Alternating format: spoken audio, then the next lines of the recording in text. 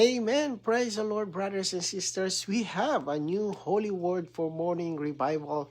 And this morning, Holy Word for Morning Revival is from the 2025 Thanksgiving Blending Conference. And the title is The All-Inclusive Christ as Revealed in Matthew. So in week 1, the title is The Up-to-Date Instant and Living Vision of the Heavenly Christ as the Living Star. So let's go to the day 1. And the day 1, let's read the Bible verses. In Matthew chapter 2, verse 2, it says, "Where is he who has been born King of the Jews? For we saw his star at its rising and have come to worship him." Numbers 24:17. "I see him, but not now. I behold him, but not near. There shall come forth a star out of Jacob, and a scepter shall rise out of Israel, and he shall crush the corners of Moab, and break down all the sons of Sheth." So brothers and sisters, here we see something very precious. In Numbers 24:17, Balaam, right? This is Balaam prophesied that a star would come out of Jacob. And this was not merely about a physical star in the sky. This was a prophecy concerning Christ himself. He is the coming star. And then in Matthew 2:2, it says, the Magi said, "We saw his star." So, his star. So, take note of that. They did not say we saw a star. They said, his star. That means the star belonged to a person. The star was related directly to Christ. So, this is something striking, The Jews had the scriptures. They knew Micah's prophecy about where Christ would be born. They had the written word, yet they did not see the star. But the Magi, who did not possess the scriptures, as the Jews did, received a living vision. They saw something living, shining, right? And the star did not just give them information, it led them to Christ. So this shows us the difference between knowing Christ in letters, like the Jews, and seeing Christ in a living vision. So it is possible to have knowledge and still not move. But when we see his star, we are led, we are guided, and we are brought directly to him. So Christ today is, it mentions about in Malachi 4:2 about the sun. Christ today is the real sun, the sun.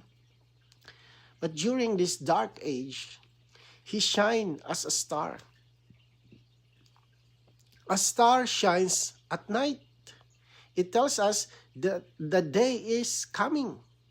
This means we are still in the night, but we have something shining within us. That is the heavenly Christ as the living stars. So when he comes again, right, he will be the morning star, right, to his overcomers, right, to those who watch and love his appearing, right. Later, he will appear as the sun to all.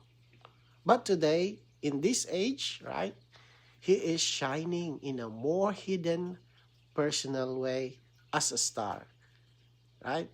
So, brothers and sisters, do we only have the scriptures in letters, right? Is that let me ask ourselves, do you have just scriptures in letters, or are we seeing him as a living star, or as we seeing his star, Right. So let's read the paragraphs. Right. The stars or the star in Numbers 24:7 refers to Christ. The fulfillment of this type of Christ is found in the word of the Magi, learned men from the east, recorded in Matthew 2:2. The Magi did not say, "We have seen a star," or "We have seen the star," but "We have seen his star." The star spoken of in this verse was shown to these learned men. It did not appear to any of the people of Israel, whereas the Jews had the scriptures concerning Christ and knew where he would be born. The Magi saw the star of Christ. The Jews had the knowledge and letters concerning Christ, but these learned men from the east received a living vision concerning him. Eventually, the star led them to the place where Christ was. So according to this paragraph, the star in Numbers, the book of Numbers, is clearly Christ himself. When the Magi said, "We saw his star," it shows that the star was related to related personal, right? Related directly to him. So the Jews had the written word, but they did not see the shining. The Magi received a living vision. They were guided step by step until they reached Christ. So brothers and sisters, this shows us that knowing the Bible outwardly is not enough. We need the inward shining. When Christ shines within us as the living star, we are led to him in a real and experiential way. So the next paragraph, although Christ is the real sun, he does not appear as the sun during the age of night. Rather, he shines as a star. As a star shines at night, but it indicates that day is coming. When Christ came the first time, he appeared openly as a star. But when he comes the second time, he will be the morning star to his overcomers who watch for his coming. To all others, Christ will later appear as the sun. So according to this, Christ is truly the sun, S-U-N. But in this present dark age, he does not appear openly as the sun. Instead, he shines as a star. Right? So a star shines in the night and points to the coming day. This means we are still in the night, but Christ is shining to guide those who seek him. So when he returns, he will first appear as the morning star to his overcomers, those who love and watch for him. And later, he will appear as the sun to everyone. So when the sun appears to everyone, means it's really bright, right? You will not be lost anymore. It's bright. It's not dark anymore.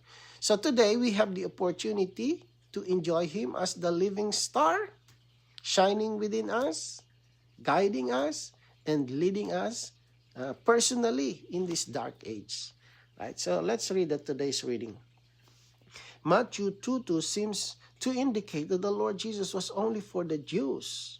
However, those who first came to seek for the Lord were Gentiles. It was declared from the mouths of Gentiles that the Lord was the King of the Jews.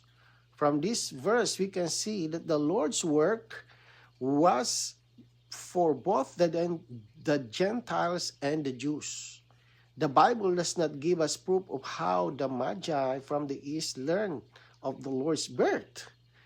But we have some hint, right? The hint is in Isaiah 63, the light, and Psalm 72:4. He. The Gentiles also had prophets. Balaam being one of them. He was one of 4 prophets who prophesied the most concerning the Lord Jesus. Perhaps these prophecies had spread in the east. Perhaps the Magi from the east read the prophecy in Daniel, in his captivity in Babylon. When Daniel prophesied concerning the 70 weeks, he spoke the things concerning the Lord Jesus.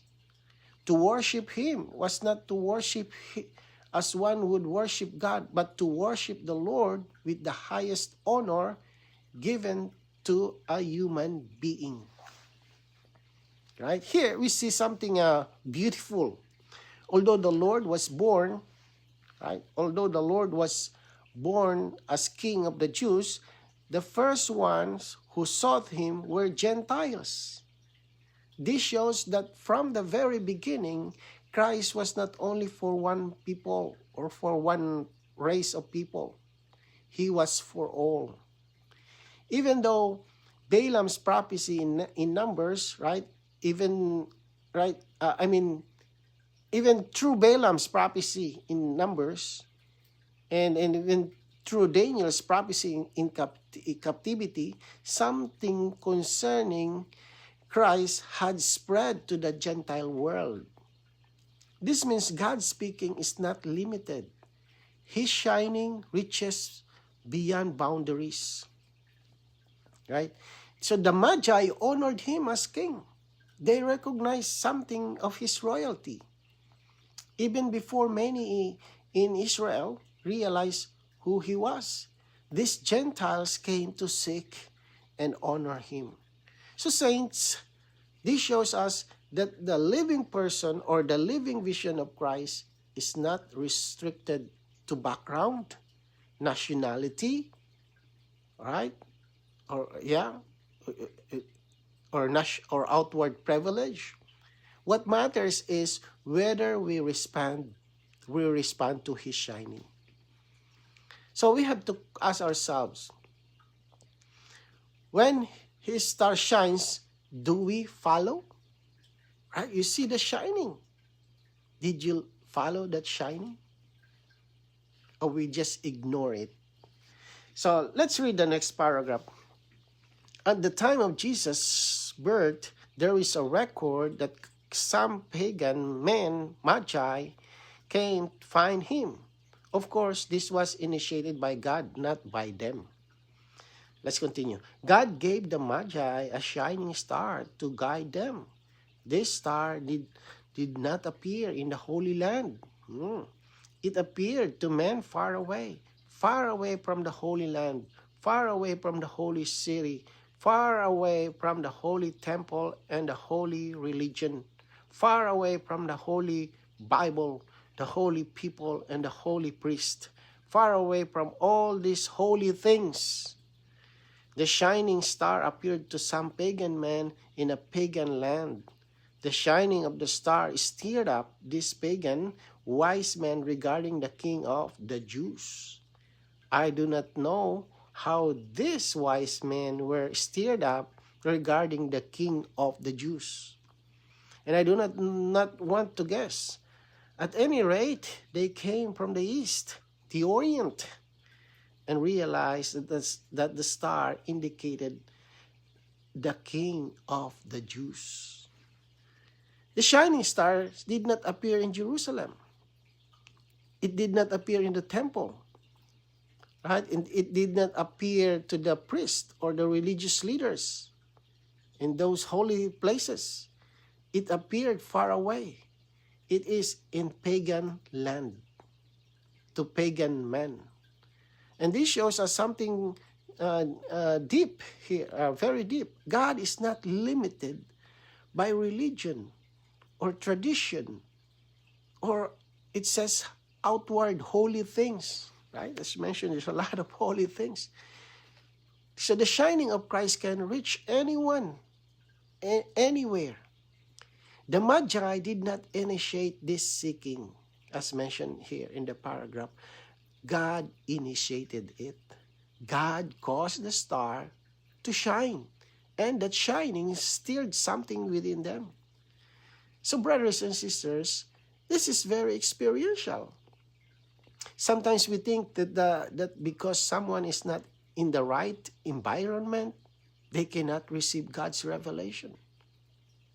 But here we see that the living star can shine anywhere. There's nothing impossible. Even those countries that being close about Christ, they restrict their country. For some reason, we believe that God is the most powerful one.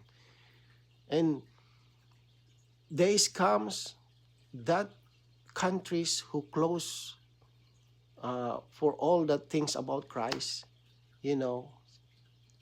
sometimes it will be open. So today, Christ as the living stars may shine in unexpected places, in unexpected people. And when I remember in our place back in the Philippines, we saw people who persecute us the day we received the light, the salvation. They persecute us. It's a very too much persecution. And then you can say that these people there's no more hope for them to receive shining. But you know what? This is the beautiful things happen. Those who persecute us is now believer. They are now a believer of Christ. So there's nothing impossible. The shine, right? The light is powerful. It will penetrate, whether it is hard or a place where it's impossible to reach, right? Even to the unexpected people. The question is not where we are outwardly. The question is, are we? Now, you receive the light. So the question is, are we responding to His shining? So those people who receive the light, some respond, some did not. So when the star shines, it produces what? Seeking. We should be like an astronomer following the star, like the Magi, right? We should have that kind of feeling, a kind of, appreciation that the shining, the light, we have to follow that light. We have to follow the star. So when we see that light, it should produce to us movement. It moves us. Let's go. Let's follow. And it causes us to rise up. And then, you know what? It will lead us toward Christ. Right? It will not make us lost, but instead it will lead us toward Christ. Right? May we be those who are steered by His shining. When we receive the shining, we are steered up. We have to go up. We have to go to the meeting. Lord Jesus, I see the shining. And sometimes you don't want to prophesy, but when you see the shining, you prophesy in the meeting. And sometimes you just come to the Lord, to the meeting, and just sit down and go home. But the next time you see the light, you're now having fellowshipping with the other saints. Right? You are now functioning in the meeting because you see the shining. The shining stirred you up to find Christ more. It leads you to Christ. Right? So let's read the last paragraph. The wise man had the living vision. This is the word, the living vision. Right? This is very important here. The heavenly star. And the Jewish religionists had the Bible. Which do you prefer to have? The Bible or the star? It is best to have both. I like to have the Bible in my hand. And I like to see the star in the heavens. It is best to be both a pagan and a Jew as well. So this wise man had a star, the living vision. The Jewish religionists had the Bible, the written word. One had shining without the scriptures in hand. The other had scriptures without the shining. So which is better? According to what we read in this morning revival, it is best to have both. And that's the brotherly mentioned that.